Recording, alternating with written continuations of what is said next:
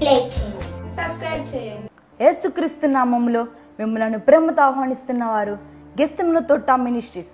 ఈరోజు దేవుని చేత బలముగా వాడబడుచున్నటువంటి ప్రపంచ సువార్థికులు ప్రవక్త బ్రదర్ జవా జాకబ్ గారు తన అమూల్యమైన సందేశం ద్వారా మనతో మాట్లాడబోచున్నారు. ఈయన తన 18 సంవత్సరాల నుండి అనేక దేశ విదేశాలలో బలముగా వాడబడుచున్న దైవజనులు వీరు. ఈయన ద్వారా దేవుడు అనేక మందికి అద్భుతమైన విడుదలను దేవుడు చేసి ఉన్నాడు.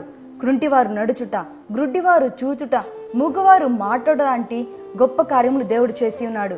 ఈ రోజు కూడా దేవుడు ఈయన ద్వారా అనేకమైనటువంటి యవనస్తుల కూడికలలో, సేవకుల సదస్సులలో, అభిషేక ఆరాధనలో బలముగా వాడబడుచున్న దైవజనులు వీరు.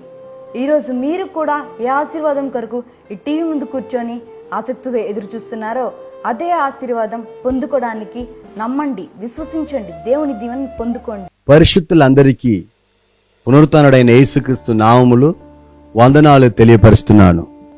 మీరందరం క్షేమంగా, ఆశీర్వాదంగా, ఆరోగ్యంగా ఉంటారని నమ్ముతున్నాను. మీ కొరకు నేను ప్రార్థన చేస్తున్నాను. నా కొరకు కూడా, నాతో ఉన్న బృందం అందరి కొరకు కూడా మీరు ప్రార్థన చేయాలని కోరుకుంటున్నాను. దేవుడు మిమ్మల్ని తారాలను దీవించును గాక. ఈ పరిచర్య కేవలం విశ్వాసం మీదే నడుస్తుంది కాబట్టి, అధికమైన అవసరాలు ఉన్నది కాబట్టి మీరందరూ మీ హృదయపూర్వమైన కాணிకతో, ప్రార్థనతో ఈ పరిచర్యాన్ని ముందుకు నడపాలని యేసయ్య నామం పేరిట మిమ్మల్ని వేడుకుంటున్నాను, కోరుకుంటున్నాను. దేవుడు మిమ్మల్ని దీవించును గాక. ఆమేన్. ఈ రోజు మనము చూడవలసిన అంశం ప్రారంభం. చదువుకుంటామంటే యోబు 8:7. అప్పుడు నీ స్థితి మొదటిగా కొత్తగా ఉండినను పూదన నీవు మహాభివృద్ధి పొందిదివు. ఆమేన్. ఆరంభం ఎంత కొద్దిగా ఉండా కూడా పర్వాలేదు, ముగింపో మహా అభివృద్ధి చెందపోతున్నారు. హల్లెలూయా. దేవుని సన్నిధిలో వెళ్ళిన ప్రియ అయ్యగారు యేసన్న గారు ప్రారంభం ఎంతో చిన్నదైనా కూడా ఇప్పుడు దేవుని దయ వలన ప్రాకి విస్తరించి అందరిలాగా దేవుడు ఆశీర్వదించున్నారు. ప్రారంభం చిన్నగానే ఉన్నదని భారపడవద్దు. వన్ డే విల్ కమ్, ఒక రోజు మీరు కూడా ప్రాకి విస్తరించి పందరించినట్లు దేవుడు చేయబోతున్నారు. హల్లెలూయా. యోబు యొక్క ప్రారంభం చాలా నీచంగా ఉండేది. అది ముందుకు వస్తారని కూడా తెలియదు. ప్రారంభం అలాగనే ఒకరా ఇదరా సంఘం కట్టినప్పుడు డాక్టర్ పౌల్ యాంగిచో ఆయన భార్య కొడుకు 3, తర్వాత 7, తర్వాత 10, తర్వాత 100 మంది, తర్వాత 10,000 మంది, తర్వాత 1,00,000 మంది. టుడే 25 lakhs పీపుల్ దేవుని సౌత్ కొరియాలో ఆరాధిస్తున్నారు. హల్లెలూయా. మీ ప్రారంభము చూసి మీరు కలవరపడవద్దు, భారపడవద్దు, ఇలా ఉన్నది అని చెప్పి సమస్యలిపోవద్దు. దేవుడు మిమ్మల్ని దీవించబోతున్నారు. సగరియా 4:10 ఏం చెప్పబడుతుంది? కార్యములు అల్పమై ఉన్న కాలమును త్రీకరించిన వాడెవడు? లోకమంతటను సంచారము చేయు యెహోవా యొక్క 7 నక్షత్రములు షెరుబాబెలు చేతిలో గుండెనూలు ఉండుట చూచి సంతోషించును. బ్రదర్ అండ్ సిస్టర్, కాలము తునికరించిన చెరి దేవునికి ఒక కాలం వస్తుంది. ఆయన ఆ కాలములో అదాదు కాలములో హెచ్చిస్తూ ఉంటారు. ఈ కాలమును చూసి ఎవరిని తిరస్కరించవద్దు. ఆరాధన సమయంలో, లేకపోతే దేవుని స్తుతించే సమయంలో, లేకపోతే దేవుని చర్చికి పోయిన సమయంలో మీకు పల విధమైన శోధనలు వస్తుంది. అయ్యో ఇప్పుడు ఇలాగొచ్చిందే, ఇలాగ నేను ఉన్నానే అని మీరు భారపడవద్దు. మిమ్మల్ని కూడా దేవుడు అదకంటే ఉన్నత స్థాయిల్లో దేవుడు దీవిస్తారు. ఆమేన్. నంబర్ 1, 1 సాముయేల్ 9:3. సౌలు తండ్రి అయిన కీషు యొక్క గార్ధంబములు తప్పిపోక, గాడిద తప్పిపోక కీషు తన కుమారునైన సౌలుని పిలిచి మన దాసుల్లోకని తీసుకొని పోయి గార్ధంబములను వెదకమని చెప్పాను. My dear brother and sister, స్తోత్రం. గాడిద, ఆయనకున్న ఒకే గాడిద. ఆ కాలంలో ఇప్పుడు ఎలాగ ఫ్లైట్ ఉన్నదో ఆ కాలంలో వాహనం అంటే గాడిద, వాహనం అంటే గుర్రం. అలాగే గాడిద కనిపించలేకపోయింది. కానీ హూషి ఆయన తండ్రి సౌలుని పిలిచి ఇద వెదకుకొని రా అన్నప్పుడు ఆయన దేశం అంతా వెదకి డబ్బులు ఇచ్చి స్తోత్రం అన్ని ఇచ్చి వెదకినప్పుడు కనిపించలేదు. చివరికి 6వ అధ్యాయంలో చూపడుతుంది, ఈ దేశంలో, ఈ పట్టణంలో, ఈ గ్రామంలో ఒక ప్రవక్త ఉన్నారు. ఆయన దగ్గర మేము వెళితే ఎక్కడ ఉన్నది ఏదైనా కూడా చెప్తారని ప్రవక్త అయిన సమూయేలు దగ్గరికి వెళ్తున్నారు. దేవుని బిడ్డలారా, మీరు దేన్ని వెదకికొని వెళ్ళినా సరే, ప్రారంభం కొద్దిగానే ఆయనను మీరు ఎక్కడ అడుగు పెడుతున్నారంటే, గాడిదను వెదకుకొని వెళ్ళిన సౌలు ఇప్పుడు దేవుని యొక్క పిలుపులో అడుగు పెడుతున్నారు. హల్లెలూయా. దేవుని యొక్క దేశంలో అడుగు పెడుతున్నారు. బ్రదర్, మీరు ఇష్టపడ్డారని చెప్పి ఆ దేశంలో, ఈ దేశంలో ఉండొద్దు. మీరు దేవుడు పిలిచి ఉన్నారని చెప్పి ఈ దేశంలో నివసిస్తే మిమ్మల్ని దేవుడు పోగక కాక తలక చేసి మిమ్మల్ని హెచ్చిస్తూనే ఉంటారు.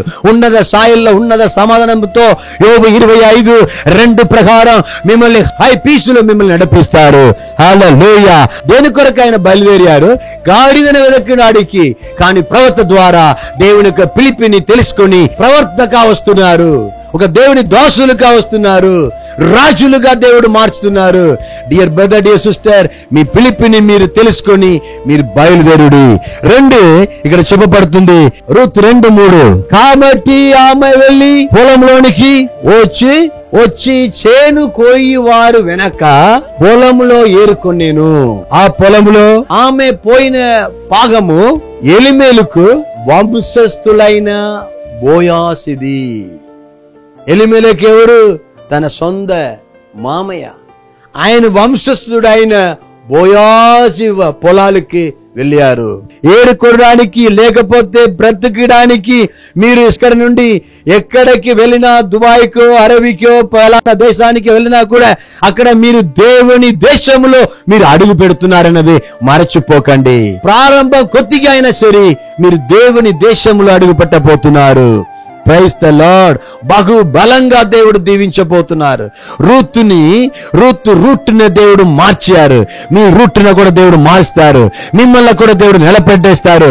మీరు తాడి తప్పిపోయినా కూడా కరెక్ట్ గా దేవుని యొక్క కుటుంబంలోనే, దేవుని యొక్క పొలాల్లోనే మీరు వచ్చినట్లు దేవుడు చేస్తారు. ఒక పశువు గాని, ఒక గీదలు గాని, ఒక మేక గాని ఏం చేస్తారంటే, రైతులు కొద్దిగా తాడు వదిలి ఒక కట్టుకరయో ఒక మొలయో ఓ ఊని అక్కడ వదిలేస్తారు. అలాగా రౌండ్ గా తిరుగుకొని వచ్చిన పశువు ఏం చేస్తుంది? చివరికి వచ్చి ఆ కర్ర దగ్గరికి వచ్చి పడుకుంటది. అలాగనే మీరు ఎంత రౌండ్ వేసినా సరే చివరికి యేసు దగ్గరికి రావాలన్నది మర్చిపోకండి. హల్లెలూయా. మీ దారి, మీ ప్రారంభం కొద్దిగా అయినా సరే మిమ్మల్ని విస్తారం చేయబోతున్నారు. మిమ్మల్ని కనపరచబోతున్నారు. ఆయన దారిలో మిమ్మల్ని నడిపించబోతున్నారు. కొడుకు గురించి, కోడల గురించి, లేకపోతే మీరు మీ మాట వినలేని ఏమన్నా బిడ్డల గురించి బాధపడుతున్న తల్లి తండ్రి, ఆయన ఎంత తాగిపోయినా, ఎంత సిగరెట్ తాగినా, సినిమా చూసినా, ఇష్టలేని ఫ్రెండ్స్ తో ఆడుకున్నా, దుష్ట మార్గములు నడుచుకున్నా చివరికి యేసు దగ్గరికి వస్తారన్నది మర్చిపోకండి. ఇది ప్రయోజనంగా తీసుకొని ప్రార్థన చేయండి. Receive it. హల్లెలూయా. దేవుడు మిమ్మల్ని ఎలాగ మార్చబోతున్నారు.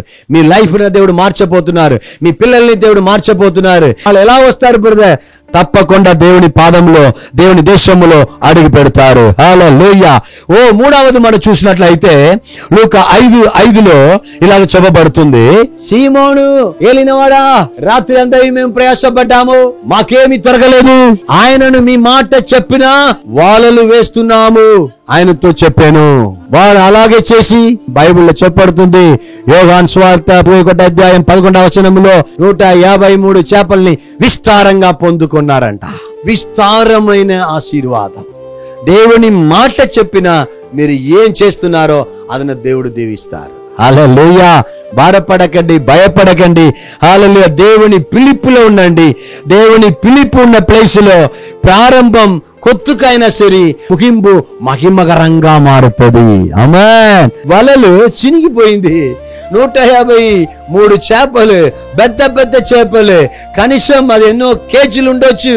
అయ్యో అది పట్టుకోవడానికి కూడా వాళ్ళ దగ్గర పని మనిషి లేక ఇరుగువారు పొరుగువారు బోట్లో ఉన్న అందరిని పిలిచి వారండి మాకు చేపలు పడింది సహాయం చేయని చెప్పి వారిని పిలిపిస్తున్నారు, వాళ్ళని ఆహ్వానిస్తున్నారు. బ్రదర్ అండ్ సిస్టర్, మీరు కూడా భరించలేని, తట్టుకోలేని, లేకపోతే మీ దీవెనలు అయ్యో ఎవరికైనా ఇస్తే బాగుంటది, లేకుంటే వాళ్ళకు కూడా వాడుకుంటే బాగుంటది, ఈ కంపెనీలో పని మనిషి ఉంటే బాగుంటది అని చెప్పి విస్తారమైన దీవెనలు వచ్చినప్పుడు మీరు కూడా పిలువబోతున్నారు. హల్లెలూయా, ఆమేన్. ప్రారంభం కొద్దిగా అయినా సరే ముగింపు ఆశీర్వాదకరంగా ఉంటది. యోబు ముగింపు చూడండి, 42:13 చెప్పబడుతుంది, ఇలాగే ముందున్నద కంటే ఆయన అత్యధికంగా డబుల్ పోషన్గా 200 ఆశీర్వాదముతో దేవుడు నింపారు. మిమ్మల్ని కూడా నింపబోతున్నారు, మిమ్మల్ని కూడా ఆశీర్వదించబోతున్నారు. ప్రారంభం ఎలా ఉన్నదే, నేను కూడా చాలా చాలా చాలా రేపు హెచ్చించబడతాను, రేపు వాడుపడతానని చెప్పి భాష తెలియలేని ఈ దేశంలో ఎన్నో ప్రయత్నం చేస్తున్నాను. దేవుడు ఇలాంటి మాట ద్వారా నన్ను కూడా దేవుడు ఓదారుస్తున్నారు, బలపరుస్తున్నారు.